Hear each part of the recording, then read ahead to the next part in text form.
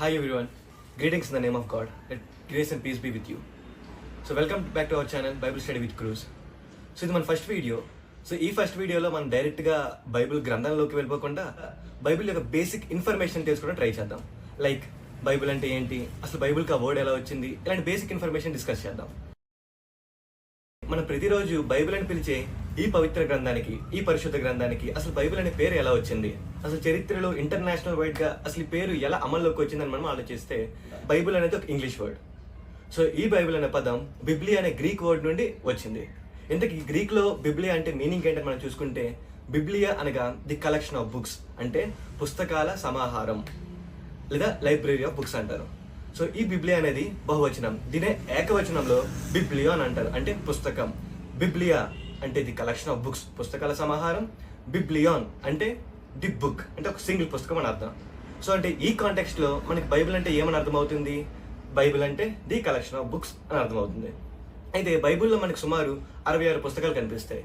ఈ 66 పుస్తకాలు ఎలా కేటగరైజ్ అయ్యాయంటే, మొదటి 39 పుస్తకాలు ఓల్డ్ టెస్టమెంట్ గా, మిగతా 27 పుస్తకాలు న్యూ టెస్టమెంట్ గా మనకు కనిపిస్తాయి. అయితే ఈ 66 పుస్తకాలని మనం బిబ్లియా అని అంటాం గ్రీక్ లో, అంటే ది కలెక్షన్ ఆఫ్ బుక్స్, అంటే ది బైబుల్ అని పిలుస్తాం.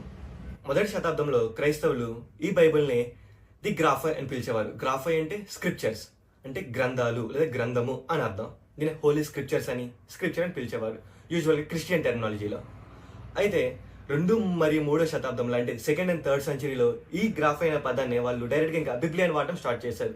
అంటే దగ్గరగా 2 centuries వరకు బిబ్లియా అనే వర్డ్ కంటిన్యూ అయింది ఇంకా.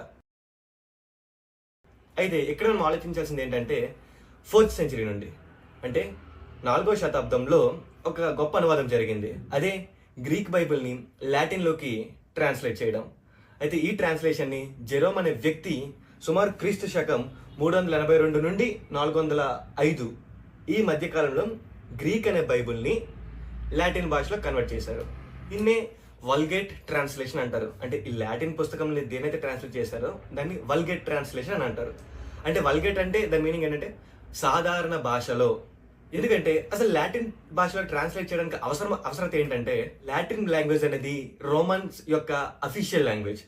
సో రోమన్ సామ్రాజ్యం ఎప్పుడైతే భూమి మీద పరిపాలిస్తుందో అప్పుడు ఆ పాలిత ప్రాంతాలన్నీ కూడా బేసిక్గా లాటిన్ భాషను ఉపయోగించేవాళ్ళు.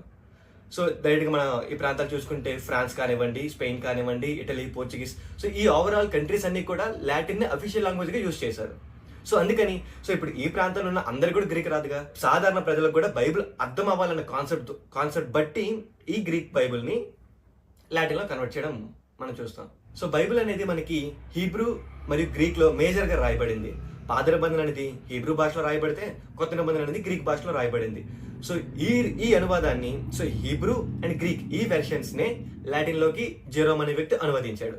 సో ఇప్పుడు ఈ పుస్తకం అనేది ఇప్పుడు లాటిన్ భాషలో అప్పటికి ఇంకా రోమన్ సామ్రాజ్యంలో క్రిస్టియానిటీ అనేది స్ప్రెడ్ అవుతుంది. ప్రజలకి గ్రీక్ భాష రాదు, అందరికీ రాదు.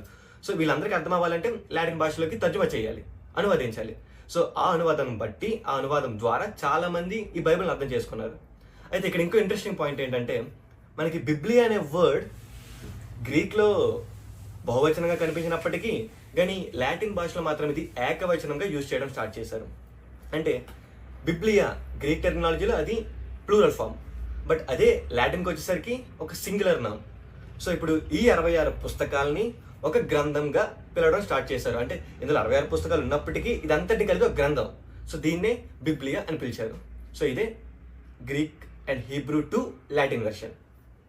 మీకు ఇదే అసలు ఏ ప్లేసెస్లో ఈ లాటిన్ బైబిల్ యూజ్ చేశారో మీకు ఆ ప్లేసెస్ని మ్యాప్లో చూపిస్తున్నాను చూడండి. ఇది బేసిక్గా ఈ రోమన్ ఎంపైర్ టైంలో ఉన్న మ్యాప్. ఇది ఇక్కడ మనం చూసుకుంటే చూడండి, గలయా అంటే బేసిక్గా ఇది రోమన్స్ యూజ్ చేసే లాటిన్ లాంగ్వేజ్లో ఈ వర్డ్ ఉంటుంది. బట్ ఇది మన మోడర్న్ డేస్లో దీన్నే ఫ్రాన్స్, బెల్జియం ఈ కంట్రీస్ అన్నీ కూడా ఇందులో ఇంక్లూడ్ అయ్యి ఉంటాయి.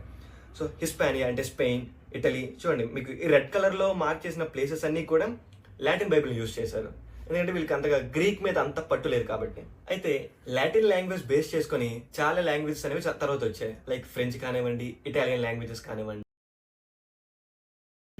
అయితే క్రీస్తు శకం 1100 నుండి 1300 సంవత్సరాలు ఈ మధ్య కాలంలో ఈ లాటిన్ బైబిల్నే ఓల్డ్ ఫ్రెంచ్ లాంగ్వేజ్లో కన్వర్ట్ చేశారు. అంటే ఓల్డ్ ఫ్రెంచ్ లాంగ్వేజ్లోకి అనువదించారు.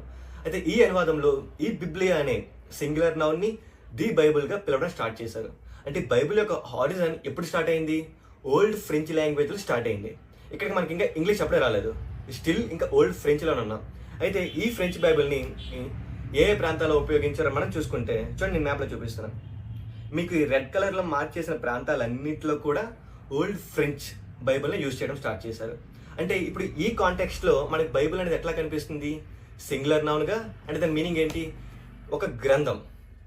సో ఓవరాల్ ఈ 66 బుక్స్ని ఒక బైబిల్, ది గ్రంథంగా, పరిశుద్ధ గ్రంథంగా పిలవడం స్టార్ట్ చేశారు, హోలీ బైబిల్. సో ఇది ఓల్డ్ ఫ్రెంచ్లో. అంటే ఇక్కడి వరకు మనకి ఏం అర్థమైంది? గ్రీక్ నుండి లాటిన్ అనువాదం, లాటిన్ నుండి ఓల్డ్ ఫ్రెంచ్ అనువాదం. సో ఇక్కడ వరకు క్లియర్. సో ఓల్డ్ ఫ్రెంచ్లో బైబిల్ అనే వర్డ్ రావడం మనం చూసాం. అయితే ఇంతకీ ఇప్పుడు ఓల్డ్ ఫ్రెంచ్లో ఉన్న బైబిల్ అనేది ఇంగ్లీష్ పీపుల్ ఎలా యూజ్ చేశారు అని మనకు అర్థం అవ్వాలంటే ఇక్కడ మనకి ఇంకో చరిత్ర తెలియాలి. అదే ది వైకింగ్స్. వైకింగ్స్ అనే పదం మీరు వినే ఉంటారు. బేసిక్ ఈ వైకింగ్స్ అనే వాళ్ళు స్కాండినేవియన్ రీజన్స్ చెందిన వాళ్ళు. అంటే బేసిక్గా నార్వే, డెన్మార్క్, స్వీడన్ ఈ ప్రాంతాల్లో నివసించే వాళ్ళే ఈ వైకింగ్స్. అయితే 8, 9 ఈ శతాబ్దాల్లో, అంటే 8th and 9th centuries ఈ వైకింగ్స్ అనే వాళ్ళు యూరోప్లో చాలా ప్రాంతాల మీద దాడులు చేసి దోపిడీలు చేశారు. సో ఆ విధంగా వీళ్ళు బేసిక్గా సముద్ర తీర ప్రాంతాలు ఉన్న అన్ని ప్రాంతాల మీద ఆల్మోస్ట్ అటాక్స్ చేశారు. అయితే వీళ్ళ కన్ను ఎప్పుడైతే ఫ్రాన్స్ మీద పడిందో, ఫ్రాన్స్ మీద కూడా యుద్ధాలు చేయడం స్టార్ట్ చేశారు. సో ఫ్రాన్స్లో దాదాపు దగ్గరగా ప్యారిస్ వరకు కూడా వీళ్ళు యుద్ధాలు చేయడం మనం చరిత్రలో చూస్తూ ఉంటాం.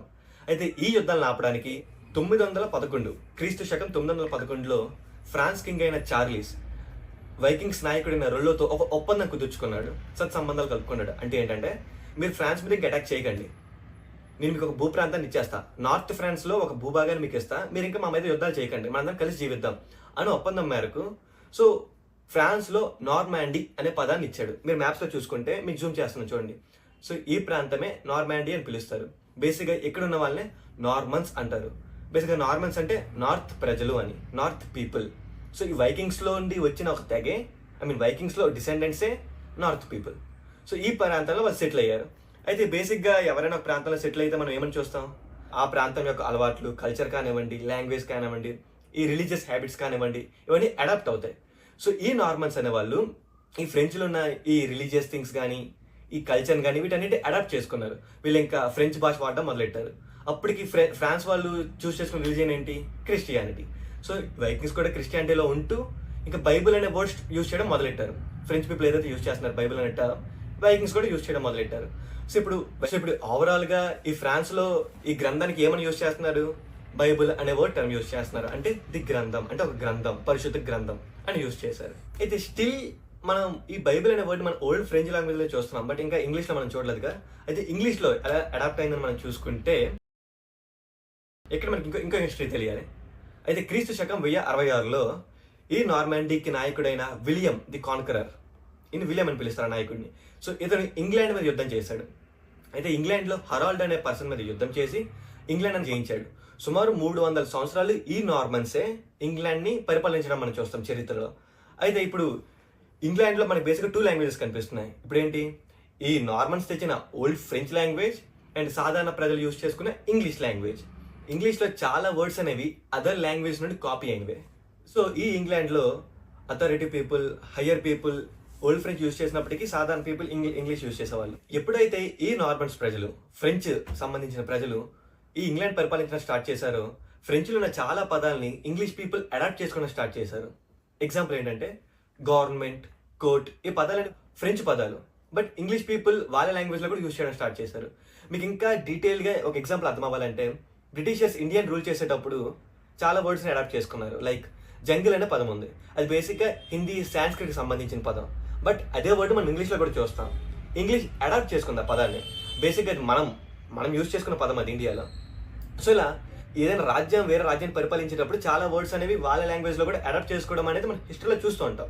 సో అదే విధంగా ఈ ఓల్డ్ ఫ్రెంచ్ పదమైన బైబిల్నే England people, English people the Bible అనే టెర్మినాలజీ కూడా యూజ్ చేయడం స్టార్ట్ చేశారు. ఇప్పుడు మన ఇంగ్లీష్లో కూడా ఇప్పుడు దీన్ని మనం ఏమని పిలుస్తాం? ది బైబిల్ అని. బట్ ఆరిజిన్ అనేది ఎక్కడి నుండి వచ్చింది? గ్రీక్ నుండి. సో ఇప్పుడు ఈ బైబిల్ అనే ఆరిజిన్ మనం చూసుకుంటే ఇప్పుడు ఇది ఎలా వచ్చింది? గ్రీక్లో బహువచనంగా ఉన్న బిబ్లి అనే పదం లాటిన్లో ఏకవచనంగా యూజ్ చేశారు, గ్రంథంగా. సో ఈ లాటిన్ భాష నుండి ఓల్డ్ ఫ్రెంచ్లోకి తర్జుమా చేసినప్పుడు ఈ బిబ్లి అని ది బైబిల్గా వాడడం, ఈ ఫ్రెంచ్ పీపుల్ అనే వాళ్ళు, నార్మన్స్ ప్రజలు ఎప్పుడైతే ఇంగ్లాండ్ పరిపాలించారో ఇంగ్లీష్ పీపుల్ కూడా ఈ బైబిల్ అనే వర్డ్ ని అడాప్ట్ చేసుకున్నారు. సో ఇది the overall origin of the word Bible. అయితే ఈ బైబిల్ అనే పదం ఇంటర్నేషనల్ గా ఎలా అమల్లోకి వచ్చిందని మనం ఆలోచిస్తే, బేసిక్ గా బ్రిటిషర్స్ అనేవాళ్ళు, ఫ్రెంచ్ పీపుల్ అనేవాళ్ళు, స్పానిష్ పీపుల్ అనేవాళ్ళు వీళ్ళు దేశాలను పరిపాలించడానికి ఈ చాలా ప్రపంచాన్ని ఎక్స్ప్లోర్ చేశారు, వాళ్ళని రూల్ చేయడం ఇదంతా హిస్టరీలో మనం చూస్తాం. రూల్ చేసేటప్పుడు ఇంగ్లీష్ పీపుల్ ఎప్పుడైతే రూల్ చేశారో ఆ ప్రజలు కూడా వీళ్ళు ఏ ప్రాంతాలు అయితే రూల్ చేయబడ్డాయో ఆ పీపుల్ కూడా బైబిల్ అనే వర్డ్ ని అడాప్ట్ చేసుకున్నారు. సో ఆ విధంగా బైబిల్ అనే వర్డ్ ఓవరాల్ ఇంటర్నేషనల్ గా ఎగ్జిస్టెన్స్ లోకి వచ్చింది. సో అయితే చాలా మంది చాలా వెటకారంగా అడిగే ఒక ప్రశ్న ఉందండి, బైబిల్ అనే వర్డ్ ని బైబిల్లో చూపించండి అని. అసలు బైబిల్ అనే వర్డే ఇంగ్లీష్ లో ఫ్రెంచ్ నుండి అడాప్ట్ చేసుకోబడిన వర్డ్, అది మీకు బైబిల్ ఎలా కనిపిస్తుంది? అందరికీ కామన్ గా ఉండడానికి బైబిల్ అనే వర్డ్ టర్మ్ యూజ్ చేస్తున్నాం మనం. ఇప్పుడు ఆ ప్రశ్న అసలు ఎలా అడగాలి? అసలు బైబిల్ కి మూలమైన బిబ్లి అనే గ్రీక్ పదం బైబిల్లో ఉందా లేదా అని అడగాలి. అసలు నిజంగా బిబ్లి అనే పదం ఇప్పుడు బైబిల్లో ఉందా అని మనం చూసుకుంటే, తిమోతి రాసిన 2వ పత్రిక 4వ అధ్యాయం 13వ వచనంలో మన గ్రీక్ లో ఏముందో చూసుకుంటే, ఇప్పుడు నేను ప్రెజెంట్ చేస్తున్నాను చూడండి, గ్రీక్ లో ఈ టెక్స్ట్ అనేది దాని మీనింగ్ ఏంటి? తోన్ ఫెలెనోన్ హాన్ ఎపిలిపాన్ ఎంత్రోఆది పరాకర్పో ఎర్ హోమినోస్ ఫెరే కైతా బిబ్లియా బిబ్లియా బిబ్లియా అనే పదం పడిందా? పడింది. దీన్నే అసలు తెలుగులో ఏముందో మనం చూసుకుంటే చూడండి, తిమోతికి రాసిన 2వ పత్రిక 4వ అధ్యాయం 12వ వచనం, నీవు వచ్చినప్పుడు నేను త్రోయలో కూర్పునంత ఉంచి వచ్చిన అంగీని పుస్తకములను, ఈ పుస్తకములను అనే పదమే బిబ్లియా ఓల్డ్ గ్రీక్ లో మనం చూసాం. సో బైబిల్ అనే పదం, బైబిల్కు మూలమైన బిబ్లి అనే పదం బైబిల్లో ఉంది, అది అలానే బిబ్లి అనే పదమే ఇంగ్లీష్లోకి వచ్చింది. సో ఈ బైబిల్ అనే పదం ఎక్సిస్టెన్స్లోకి ఎలా వచ్చిందంటే, గ్రీక్ నుండి లాటిన్లోకి, లాటిన్ నుండి ఓల్డ్ ఫ్రెంచ్లోకి, ఓల్డ్ ఫ్రెంచ్లో ఉన్న ఈ బైబిల్ అనే పదాన్ని ఇంగ్లీష్ పీపుల్ అడాప్ట్ చేసుకోవడం. సో ఆ విధంగా ఇంగ్లీష్ పీపుల్ నుండి ఓవరాల్గా ఇంటర్నేషనల్గా స్ప్రెడ్ అయింది. సో ఇది the origin of the word Bible. So I think మీకు అర్థమైంది అనుకుంటున్నా. వీడియో కొంచెం లెంతీగా ఉన్నప్పటికీ కంటెంట్ అయితే మాత్రం మీకు అర్థమైంది అనుకుంటున్నా. సో ఇది జస్ట్ బైబిల్కి ఇంట్రో. సో ఓవరాల్ కొన్ని పార్ట్స్ వరకు మనం బైబిల్ ఇంట్రోని డిస్కస్ చేద్దాం, బైబిల్ లోతుల్లోకి వెళ్లే ముందు. సో హోప్ మీరు అందరూ నాతో కలిసి ప్రయాణిస్తారని నేను కోరుకుంటున్నా. సో ఇప్పటి వరకు చాలా ఓపిక్గా విన్నా మీ అందరికీ థ్యాంక్స్.